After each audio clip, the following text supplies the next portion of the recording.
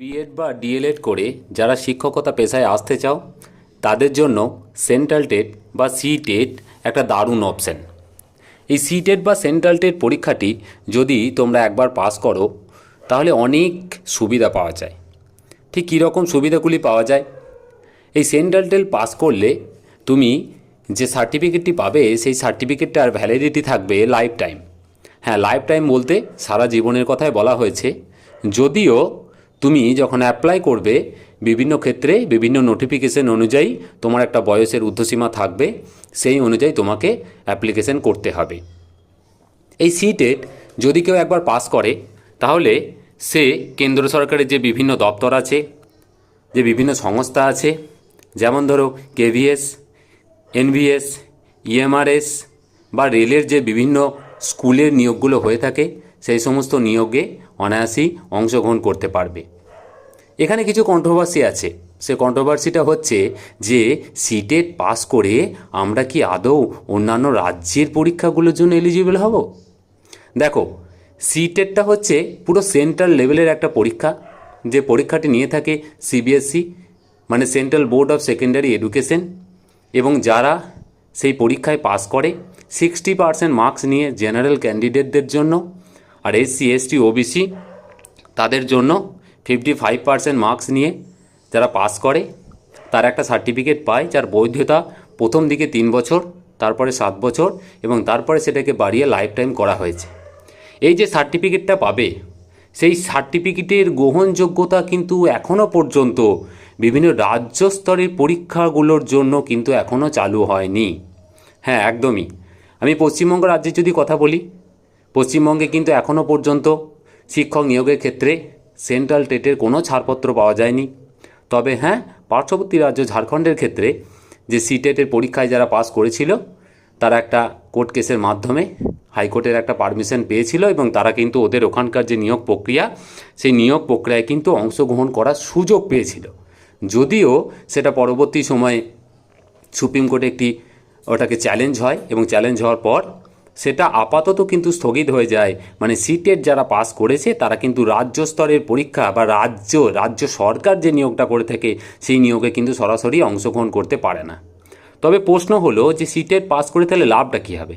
দেখো, সিটেট যদি তুমি একবার পাস করো তাহলে সিটেট পাস করলে কেন্দ্রের যে বিভিন্ন সংস্থাগুলো আছে, যেমন কেন্দ্রীয় বিদ্যালয় সংস্থা, তারপরে এনভিএস আছে নবোদয় বিদ্যালয় সংস্থান যেটা, তারপরে একলব্য মডেল রেসিডেন্সিয়াল স্কুল বা ইএমআরএস, রেলের যে বিভিন্ন পরীক্ষাগুলো হয়, এছাড়াও বিভিন্ন নামি দামি যে বেসরকারি স্কুলগুলো আছে প্রত্যেকটা ক্ষেত্রেই কিন্তু সিটেট বাধ্যতামূলক। মানে ওখানে শিক্ষকতা করতে গেলে স্পেশালি 1 থেকে 8 পর্যন্ত তোমাকে কিন্তু সিটেট সার্টিফিকেট থাকতেই হবে। সিটেট পাস করা সার্টিফিকেট তোমার থাকতেই হবে। তো সিটেট গেল এই যে তোমরা কী জন্য পরীক্ষাটা দেবে আর পাস করলে কি লাভ পাওয়া যাবে। এবার আমরা একটু ছোট করে এই পরীক্ষা সম্পর্কে জেনে নিই। দেখো, সিটেট পরীক্ষাটা হলো একটা ন্যাশনাল লেভেলের একটা টেট পরীক্ষা এবং যে পরীক্ষাটা কন্ডাক্ট করে থাকে central board of secondary education. এটা 2টি ধাপে পরীক্ষাটি হয়। একটা পরীক্ষা হয় ক্লাস 1 to 5 জন্য আর একটা পরীক্ষা হয় ক্লাস 6 to 8 জন্য। এদের পেপার 1 আর পেপার 2 পরীক্ষা হয়। পেপার 1 যে পরীক্ষাটা হয় ক্লাস 1 to 5 জন্য, পেপার 2 যে পরীক্ষাটা হয় সেটা 6 to 8 জন্য। এই পরীক্ষায় যদি কেউ পাস করে তাকে যে সার্টিফিকেট দেওয়া হয় সেখানে পেপার 1 পেপার 2 যে তুমি পাস করেছো সেটা উল্লেখ থাকে এবং পরবর্তী সময়ে শিক্ষকতার ক্ষেত্রে স্পেসিফিক্যালি সেই যে ক্লাস সেই ক্লাসের জন্য তুমি আবেদন করতে পারো, সেই ক্লাসে নিয়োগের ক্ষেত্রে আবেদন করতে পারো, চাকরি পাওয়ার ক্ষেত্রে আবেদন করতে পারো। এই পরীক্ষাটি 2টো শিফটে হয়ে থাকে। এই পরীক্ষাটি মূলত পেপার 1 পরীক্ষাটা হয় মূলত ওদের টাইম যেটা থাকে সকাল 9:30 থেকে 12টা, মানে 2.5 ঘন্টা। আর পেপার 2 যে পরীক্ষাটা হয় সেটা হয় মোটামুটি দুপুর 2:30 থেকে 5টা। কোনো একজন প্রার্থী ইচ্ছা করলে কিন্তু 2টো পরীক্ষায় একসাথে দিতে পারে যদি সে এলিজিবিলিটি ক্রাইটেরিয়া, পরীক্ষায় বসার জন্য যে যোগ্যতা লাগে সেটা যদি সে ফুলফিল করে। এবার প্রশ্ন হলো যে এই পরীক্ষাটা কখন হয়। দেখো, এই পরীক্ষাটা প্রত্যেক বছর 2বার করে হয়। একবার হয় মোটামুটি জুন থেকে জুলাইয়ের দিকে আর একবার হয় ডিসেম্বরের দিকে। এই পরীক্ষাটা হয় পেন পেপার টেস্ট হয়, মানে ওএমআর ফিল আপ করে অফলাইন মোডে পরীক্ষাটা হয়, এবং এই পরীক্ষাটায় তুমি যদি পাস করো অবশ্যই তুমি সেখানে একটা টেট কোয়ালিফাইড সার্টিফিকেট পাবে। এবার প্রশ্ন হলো যে এই পরীক্ষায় বসার জন্য আমার যোগ্যতা কী লাগবে। দেখো, এই পরীক্ষায় বসার জন্য 1 to 5 জন্য আমরা জানি অন্যান্য রাজ্য স্তরের টেটের জন্য যে কোয়ালিফিকেশান লাগে, এইচএসের 50% সেটা লাগবে, তার সাথে ডিএলএড পাস করা থাকতে হবে, অথবা ফাইনাল ইয়ারে যারা পড়ছো মানে অ্যাপিয়ারিং তারাও কিন্তু এলিজিবেল। আর ডিএলএডে স্পেশাল এডুকেশন যদি হয় তারাও এলিজিবেল। এইচএসে কিন্তু 50% লাগবে ক্লাস 1 to 5 জন্য, আর ক্লাস 6 to 8 জন্য গ্র্যাজুয়েশনে 50% লাগবে। তার সাথে যদি কারো বিএড থাকে, যদি কারো ডিএলএড থাকে, অথবা বিএড স্পেশাল এডুকেশন থাকে, তারাও কিন্তু এলিজিবেল। এখানে একটা সবার মধ্যে জানার একটা ইচ্ছা আছে, যে জিজ্ঞাসা আছে যে বিএড কি এলিজিবেল ক্লাস 1 to 5 জন্য? না, বিএড শুধুমাত্র রিসেন্ট একবারই এলিজিবেল হয়েছিল 2018 গেজেট অনুযায়ী, এবং সেক্ষেত্রে একবারই সুযোগ পাওয়া গেছিল, কিন্তু সেটি সুপ্রিম কোর্টের অর্ডারে সেই গেজেটটি ক্যান্সেল হয়ে যায়, এবং তারপর থেকে কিন্তু ক্লাস 1 to 5 জন্য বিএড কিন্তু এলিজিবেল নয়। তাহলে মোটামুটি বোঝা গেল যে সিটেট পরীক্ষাটা কটি ধাপে হয়, কখন হয়, কোন সময় হয়, তার এলিজিবিলিটি ক্রাইটেরিয়া। তো দেখো, 2025 যে সিটেটের যে ফর্ম ফিল আপটা হবে সেটা কিন্তু এই মার্চের শেষের দিক থেকেই শুরু হওয়ার একটা জোর সম্ভাবনা আছে, কারণ প্রত্যেক বছর ওদের কিন্তু মার্চ থেকে এপ্রিলের মধ্যেই ফর্ম ফিল আপটা শুরু হয়, দিয়ে পরীক্ষাটা হয় জুন জুলাই। আর সেকেন্ড যে পরীক্ষাটা হয়, বছরে দুবার করে হয়, সেকেন্ড যে পরীক্ষাটা হয় সেটা হয় ওদের মোটামুটি সেপ্টেম্বর থেকে অক্টোবরের দিকে ফর্ম ফিল আপ হয়, আর ডিসেম্বরের দিকে পরীক্ষাটা হয়। তাহলে লাস্ট যে পরীক্ষাটা হয়েছে 2024 ডিসেম্বরে, চলো আমরা একটু ওদের অফিসিয়াল নোটিফিকেশানটা দেখে ছোট করে আর কি কি ইনফরমেশান দেওয়া আছে একটু বুঝে নেওয়ার চেষ্টা করি। দেখো, তোমাদের সামনে আমি ডিসেম্বর 2024 নোটিফিকেশানটা দেখাচ্ছি। দেখো, লেখা আছে information bulletin CTET December 2024।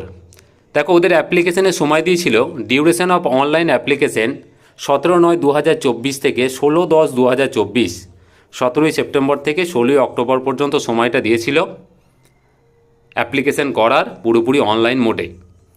R last date of submission of fee ছিল 16/10/2024, তার মানে যেটা পেমেন্ট করতে হয় সেটার লাস্ট ডেট ছিল কিন্তু 16ই অক্টোবর।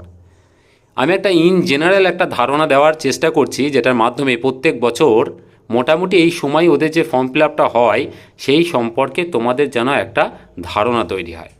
আর লাস্ট যে এক্সামটা হয়েছিল তার ডেট ছিল 14 ডিসেম্বর 2024 স্যাটারডে, মানে 14 ডিসেম্বর ওদের লাস্ট পরীক্ষাটা হয়েছিল। দেখো, ওদের 14 ডিসেম্বর যে পরীক্ষা হয়েছিল, ওই যে আগেই বললাম দুটো শিফটে পরীক্ষা হয়েছিল। ওদের পেপার 2 পরীক্ষাটা হয়েছিল সকাল 9:30 থেকে 12টা, আর পেপার 1টা হয়েছিল কিন্তু 2:30 থেকে 5টা।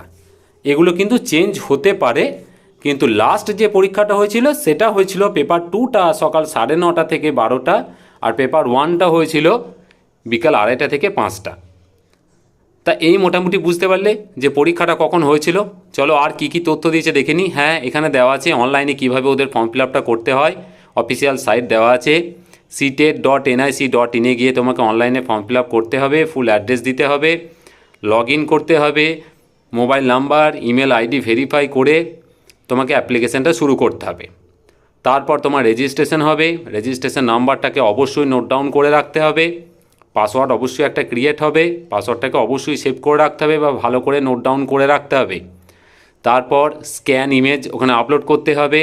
দেখো, স্ক্যান সাইজ কি বলেছে না, size of scan photograph should be between 10 to 100 KB, 10 থেকে 100 KBর মধ্যে ছবিটাকে স্ক্যান করে আপলোড করতে হবে।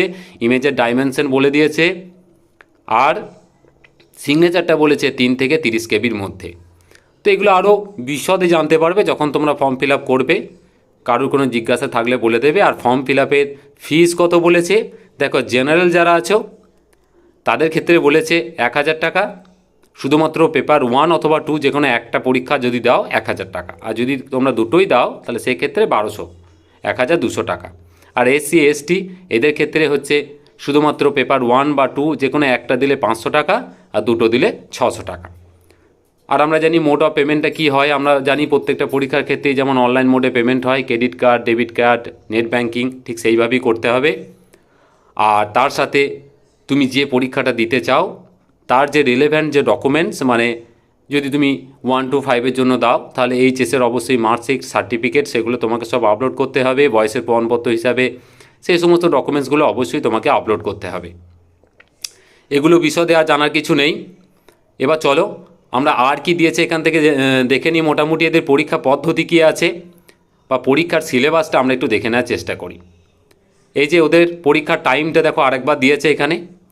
এছাড়া আর কি দিয়েছে, এলিজিবিলিটি ক্রাইটেরিয়াটা এখানে দিয়েছে, ওই যেটা বললাম 1 to 5 ক্ষেত্রে এইচএসে 50% ডিএলএড, আর 6 to 8 ক্ষেত্রে এখানে যদিও বলা আছে যে এনসিটির টাইম টু টাইম যে গাইডলাইন আসে সেই অনুযায়ী। তো এখন লেটেস্ট যেটা এনসিটির যে অর্ডার আছে সেটা হচ্ছে 1 to 5 ক্ষেত্রে এইচএস 50% ডিএলএড, আর গ্র্যাজুয়েশনে 50%,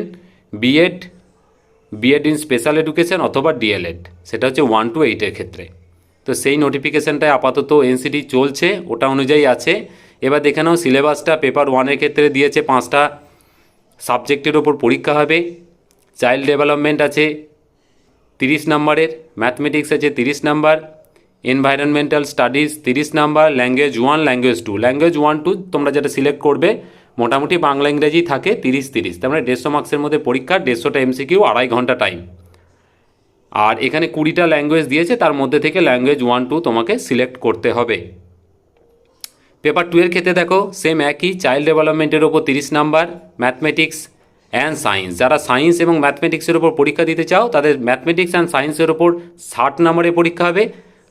আর যারা সোশ্যাল সায়েন্সের ওপর পরীক্ষা দিতে চাও, সোশ্যাল স্টাডিজ অথবা সোশ্যাল সায়েন্সের ওপর 60 নম্বর হবে, বাকি ল্যাঙ্গুয়েজ 1 আর 2 এর ওপর 30-30-60, তাহলে 150 নম্বরের পরীক্ষাটা হবে। ল্যাঙ্গুয়েজ পেপারগুলো একই আছে, 20টা আছে, এবং সেখান থেকে তোমাকে চুজ করতে হবে। তাহলে এই মোটামুটি গেল যে ওদের পরীক্ষা পদ্ধতি, পরীক্ষা কখন হয়, পরীক্ষার কত ফিস, এই সংক্রান্ত বিষয়গুলো। তো এখানে আমরা লাস্টের দিকে গেলে দেখতে পাবো যে ওদের সিলেবাসটাও দেওয়া আছে। এই দেখো এখানে ওদের সিলেবাসটাও দেওয়া আছে যে চাইল্ড ডেভেলপমেন্টে কী কী আছে। মোটামুটি রাজ্য স্তরে যে সমস্ত টেট পরীক্ষাগুলো হয় সেই টেট পরীক্ষার যে সিলেবাস, এদের সিলেবাস মোটামুটি একই। তো এই পরীক্ষার প্রিপারেশন নিলে তুমি রাজ্য স্তরে টেট পরীক্ষাগুলো পাস করতে পারবে। শুধুমাত্র ওয়েস্ট বেঙ্গল না, পার্শ্ববর্তী বিভিন্ন রাজ্য পরীক্ষা দিতে পারবে, যদিও তাদের রেসিডেন্সিয়াল ব্যাপারগুলো কিছু কিছু ক্ষেত্রে চেঞ্জ হয়, ওগুলো একটু দেখে নিতে হবে। তো মোটামুটি তাহলে বোঝা গেল যে সিটেটের মোটামুটি eligibility criteria, form fill up কখন হয়, কত নম্বরের পরীক্ষা হয়, কত নম্বরের পাস মার্ক আছে, পাস করার পর আমি কি কি করতে পারবো, এই সংক্রান্ত বিষয়গুলো মাথায় রেখে সকলে খুব ভালো করে তৈরি হও, খুব ভালো করে প্রিপারেশন নাও। বছরে 2বার করে এদের পরীক্ষা হয়। একবার ফর্ম ফিল আপ হয় মার্চ থেকে এপ্রিলের মধ্যে, যে পরীক্ষাটা হয় জুলাইয়ে, আর একবার ফর্ম ফিল আপ হয় সেপ্টেম্বর থেকে অক্টোবরের দিকে, যে পরীক্ষাটা হয় ডিসেম্বরে। একবার যদি পাস করো আর পাস করার দরকার নেই, যে সার্টিফিকেট পাবে সেই সার্টিফিকেটের ভ্যালিডিটি থাকবে লাইফ টাইম। এবং সেন্ট্রালের যে কোনো কন্ট্রাকচুয়াল পার্মানেন্ট যে কোনো পোস্টে, যে কোনো প্রতিষ্ঠানে তোমরা কিন্তু চাকরির জন্য এটাতে আবেদন করতে পারবে। নেক্সট এই বছরে যখন নোটিফিকেশান আসবে আমি অবশ্যই জানিয়ে দেবো, কীভাবে ফর্ম ফিল আপ করতে হয় সেটাও অবশ্যই জানিয়ে দেবো। তো আপাতত আজকে এত দূরই। তো খুব ভালো থেকো, খুব ভালো করে প্রিপারেশন নাও, আর আগামী দিনের জন্য খুব ভালো করে প্রস্তুতি নাও। খুব ভালো থেকো, ধন্যবাদ।